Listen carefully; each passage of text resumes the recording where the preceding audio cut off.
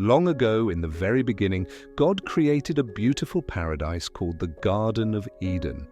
It was a place of peace, filled with everything you could imagine: majestic trees, flowing rivers, and animals of every kind roaming freely. And in the heart of this paradise, God placed the first man and woman, Adam and Eve. Adam and Eve had everything they could ever need. They didn't have to worry about food, work, or even clothing. God provided it all. They were free to eat from any tree in the garden except one. God gave them a clear command: you may eat fruit from any tree, but you must not eat from the tree of the knowledge of good and evil. If you eat from it, you will surely die. It seemed simple enough, right? But things were about to take a turn. One day, as Eve wandered near the forbidden tree, she was approached by a serpent. Now, this wasn't just any serpent. It was crafty and full of mischief. It spoke to Eve and asked her a question that would change everything. "Did God really say you must not eat from any tree in the garden?" the serpent asked. Eve replied, "We may eat fruit from the trees in the garden, but God said, you must not eat from the tree in the middle of the garden, or touch it, or you will die." But the serpent wasn't done. It planted a seed of doubt in her mind.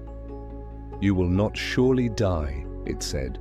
"God knows that when you eat from this tree, your eyes will be opened, and you will be like him, knowing good and evil." Eve looked at the tree. The fruit was beautiful, tempting.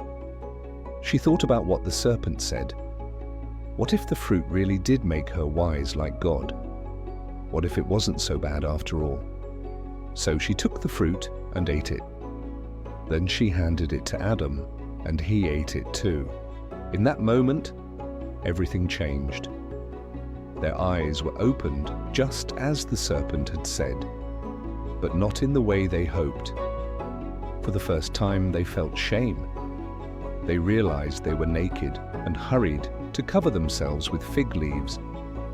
And then they heard it, the sound of God walking in the garden. God called out to them, "Where are you?" Adam replied, "I heard you in the garden, and I was afraid because I was naked, so I hid." God asked, "Who told you that you were naked? Have you eaten from the tree I commanded you not to eat from?" Adam tried to shift the blame. "The woman you put here with me, she gave me some fruit, and I ate it."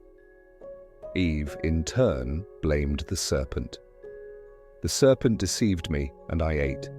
God was deeply saddened. He told the serpent, "Because you have done this, you are cursed. You will crawl on your belly and eat dust all your life."